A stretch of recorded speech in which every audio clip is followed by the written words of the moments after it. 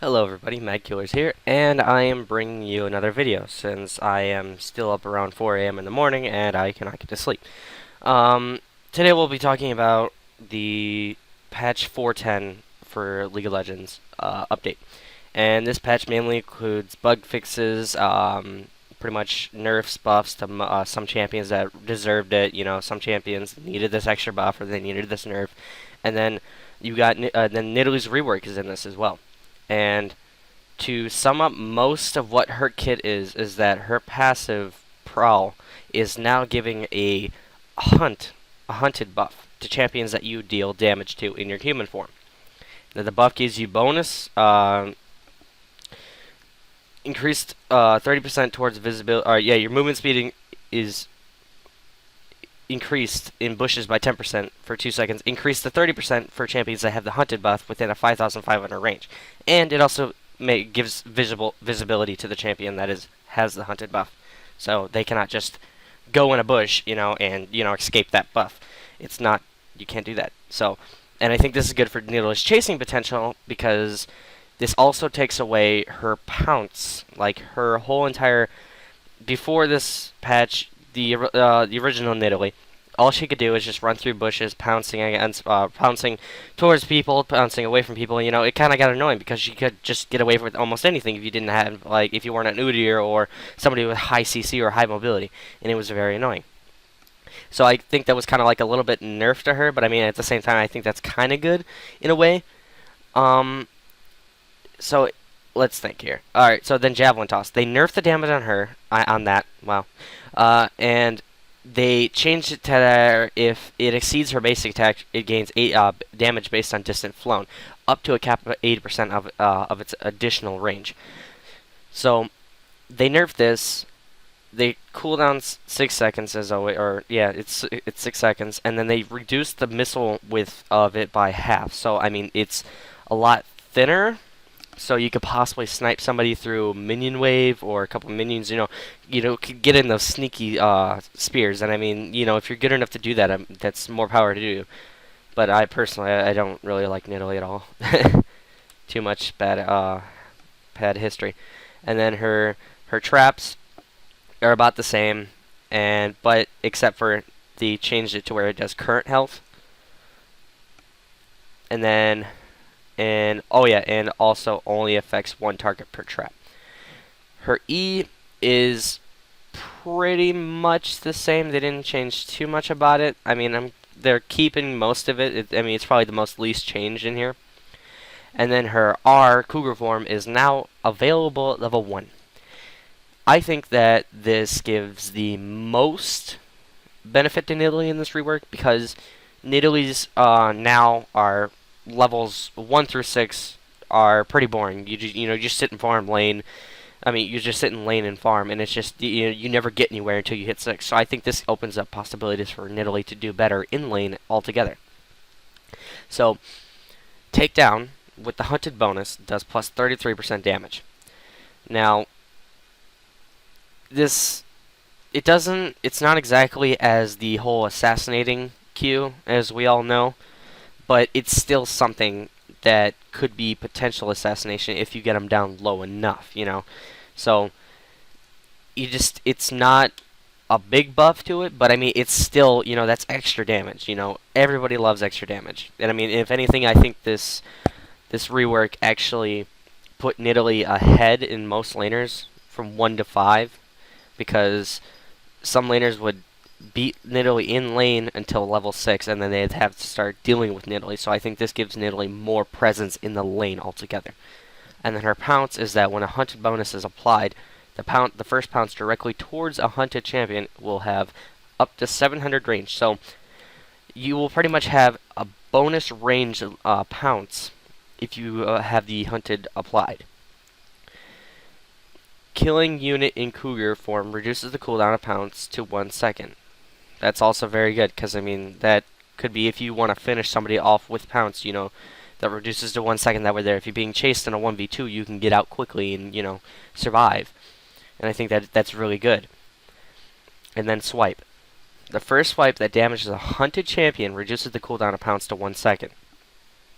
So, in a way, you honestly could swipe, pounce to kill, and then it'd be at 1 second again.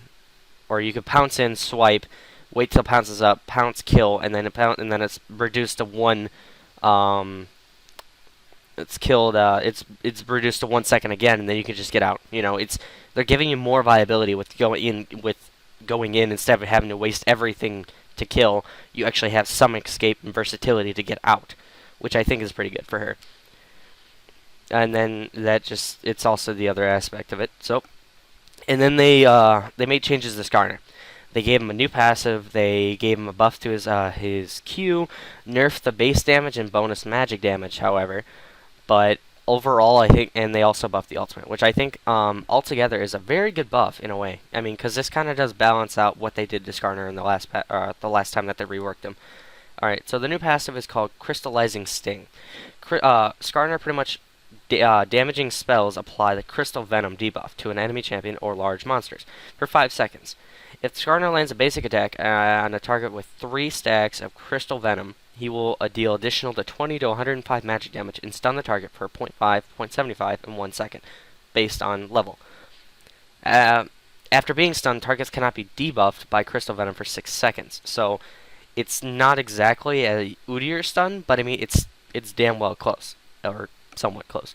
But it's still something, because this gives you more presence to gank before 6, because instead of the perma-slow, like there was way before, now you get at least a stun, before 6. So then your Crystal Slash, the basic attacks reduce Crystal Slash cooldown by 0.5 and doubled against champions. This is very good, because most times when a Skarner ganks lane, they're attacking a lot, and I mean, a lot. So this can increase the amount of Crystal Venom that you can apply to a champion, and then stunning them even quicker than you even possibly think. And that could also bring great presence to a lane when ganking, like I said before. Crystal Energy now additionally grants +3, +4, 5, 6, and 7% movement speed per stack, up to 3 stacks. So that's always good, but they did reduce the ratio and the base damage, and then they also did reduce the ratio and the bonus damage. So it's reducing the damage, but you're able to cast it more. So I guess it's not too big of a nerf in a way. So, and then they reduced the cooldown of your W, which is not bad. I actually kind of like this, because instead of having to wait 16 seconds for a good, that, and then it's just, it's all based on level now, which is always good. So Fracture, they're reducing the base damage, and they're reducing the ratio, but they're reducing the cooldown to 12 seconds. Honestly, they might have taken a little bit too much off the base damage of this, and I think I guess I'll agree with the ratio, but I think the base damage is just a little bit too much to take off, because it's 40, 60, 80, 100 to 120, and then you got 80.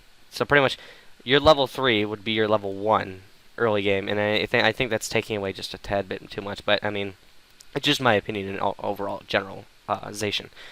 And then your Impale. Impale consumes all stacks of Crystal Venom and deals 50, 70 to 100 magic damage per stack consumed, all based on level. And then the cooldown is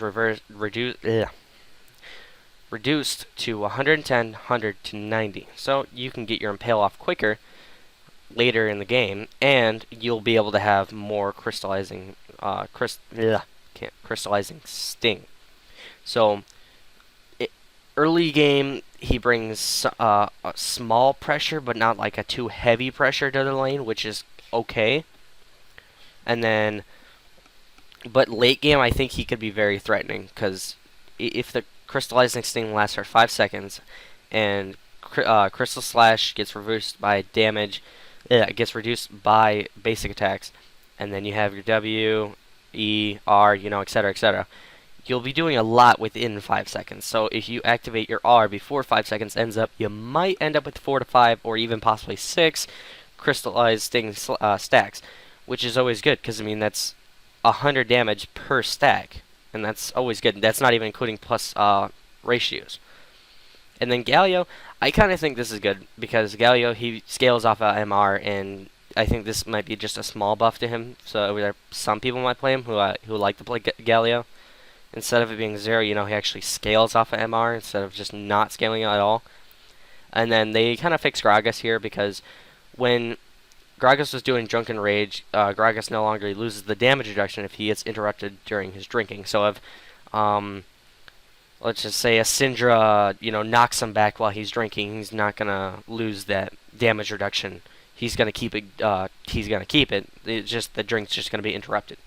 They also updated the tooltip to specify that the percent damage against monsters is capped at 250. Now, they fixed a few bugs with Karthus. They fixed a bug where Lay Wastes appeared to give more vision than it actually did, which pretty much you would see farther than what it would actually interpret. And then the Wall of Pain's voiceover will no longer be interrupted by movement commands. And then the added to Screech of certain Bird of Prey statue of Karthus dance. Reikarim's visual effects are more noticeable, so you'll actually distinctively tell when he's ulting and not just, you know, question where did that come from. Okay, this has been long overdue. LeBlanc has been ceased to be a very high burst EP carry, and I think this nerf right here is so needed.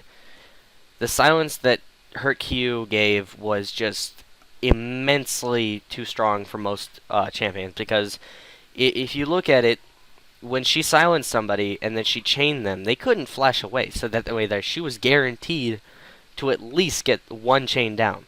And that's not good, because I mean, that's just like cutting off somebody's leg and then just trying to tell them to run. I mean, it's impossible. So unless you had like a QSS or something, you weren't going to get away from this.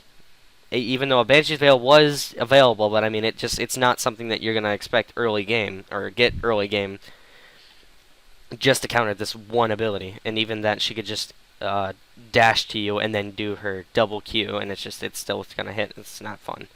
And then Lucian. The nerf that they did to him was they reduced the Ardent Blaze damage, ratio to half. And I think this is kind of due, because I mean, I play AD carry especially, and I mean, I go up against a couple Lucians, and I think the Ardent Blaze was doing just a tad bit too much with the AD ratio for the Lucians that built Trinity Force, Bloodthirster. So I guess it was, you know, it would do.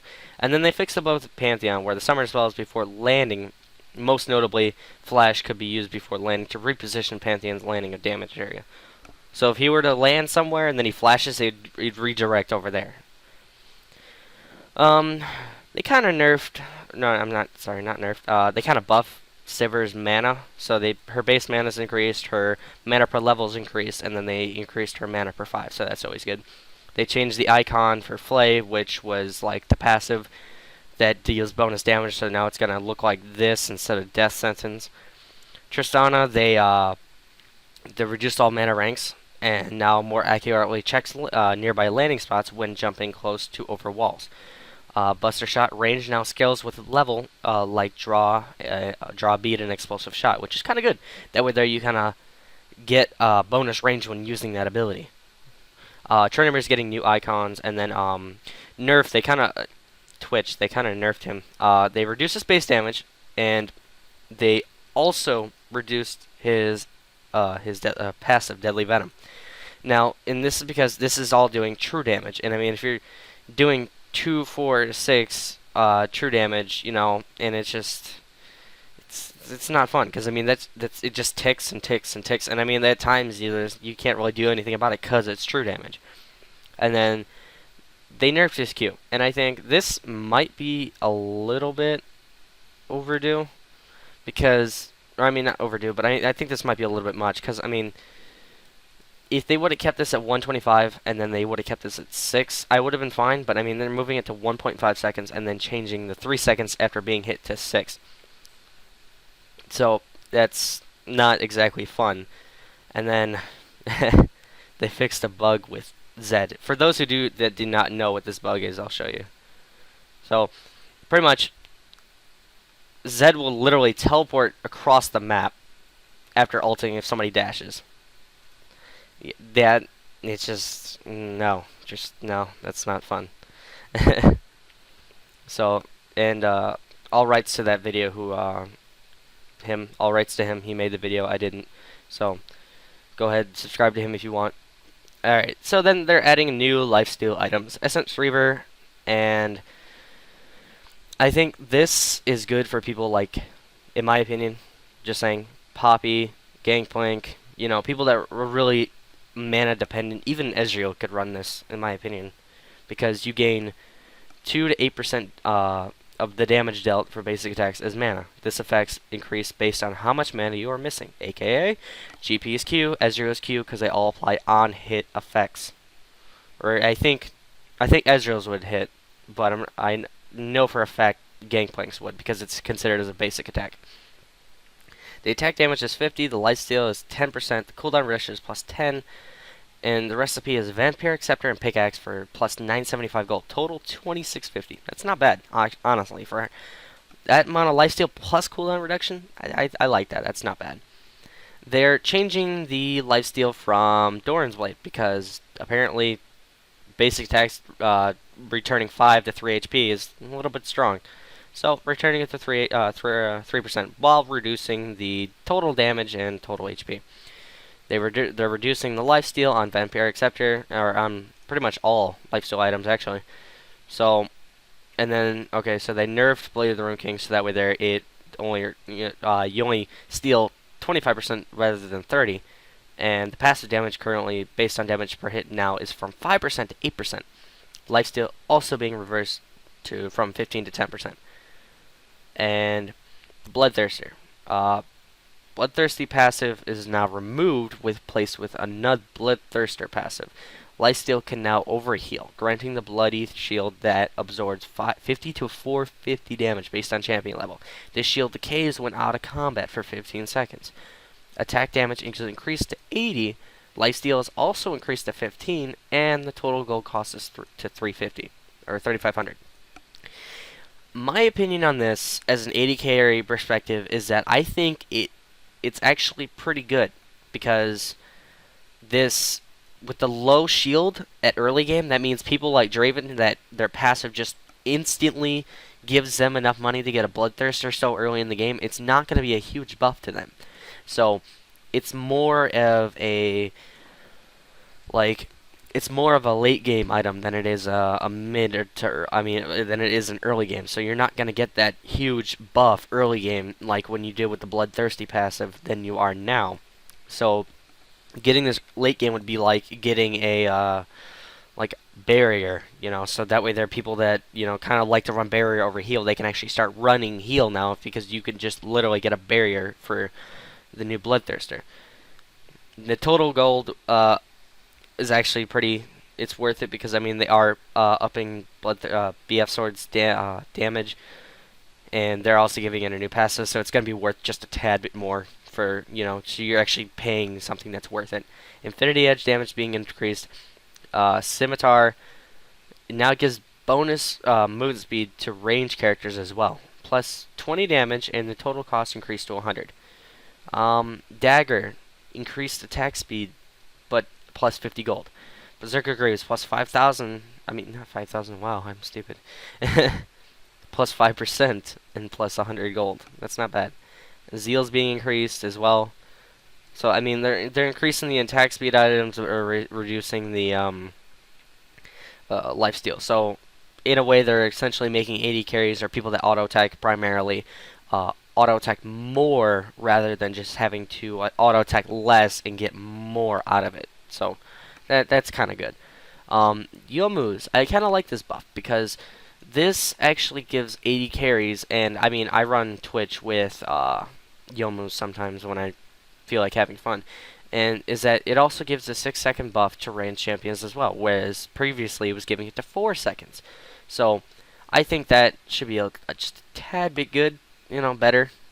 And then they're nerfing Warden's Mail, the Cold Steel passive that attack speed reduction from 15% to 10%, along with Randuin's. Yeah, I can't talk. Alright, a new support item is that Ardent Sensor. Your heals, shields, and other unit grant them plus 25% attack speed for 6 seconds. So Janna, Nami, Nidalee, Sauna, etc., etc., etc. Any support that gives a shield, even Thresh, will now give them plus 25% attack speed. Unique passive plus 8% movement speed and plus 30 power. 10%, not 10%, 10 mana per 5, 10% cooldown reduction, and 22 gold. This is an amazing item on just pretty much almost any support that I know. And I mean, the reason why I say this is that because any extra attack speed buff that you give your AD carry in a fight can determine the outcome of the battle. So I recommend getting this item. It's cheap, it's affordable, and it seems to be really good. I think they should just increase it to 24 at least, because that's a really good item. The recipe is Forbidden Idol and Aether's Wisp, plus 550 gold. Forbidden Idol's gold is now being reduced by 50 to 700 gold. Mikhail's Crucible, however, is being increased to 2450 from 16. Its recipe is now Chalice of Harmony, Forbidden Idol, plus 87 gold. Magic mana regeneration is from 12 per 5 to 20 per 5, and the cooldown reduction has been increased to 10%. Solera Active's shield amount is now calculated using champion's level if they're higher than the item of the owner. Athena's Grail. I don't know. I kind of like this, but I kind of hate it because they're nerfing the magic resist, and then they're nerfing the mana per 5, but they're increasing about the passive mana restored on kill and assist to 15%. So killing lane minions rather than trying to just wait up for your mana to heal to harass is more recommended than this. Than just waiting. So farm over waiting is literally what they're saying to you. So I'd suggest I get this if you just need the little magic resist, but if you're not farming pretty well, it's not exactly ideal from my opinion. And then Morella's Nomicon is that the ability power is plus 5, and the mana per 5 is being reduced by 5. Teleport's getting a small little nerf. When it's teleporting to towers, it's no longer from 200 seconds, it's now 240. Heal with the removal of Randuin's Omen passive movement speed debuff, we saw the heal, it was giving too much additional safety when a marksman takes on a fighter. So we're turning heal down just a bit. So instead of 2 seconds of bonus movement speed, they're gonna move it down to 1%. Exhaust. Fix the bug where Exhaust did not grant assist when used against target slow immunes. So pretty much now if you use it on a champion before they die, you get an assist. This tooltip, dragon gets increased by that much, and gold pretend gets decreased. So it's kind of like an early game lead. The early game lead has been increased, but the later game lead has been just a tad bit decreased. A few bug fixes, and then the skins coming out, the all-star skins, and then the one I'm actually looking for is the Primetime Draven one, and I kind of like this, and I can't wait for it. Well, that has been this video on patch 410 of League of Legends update.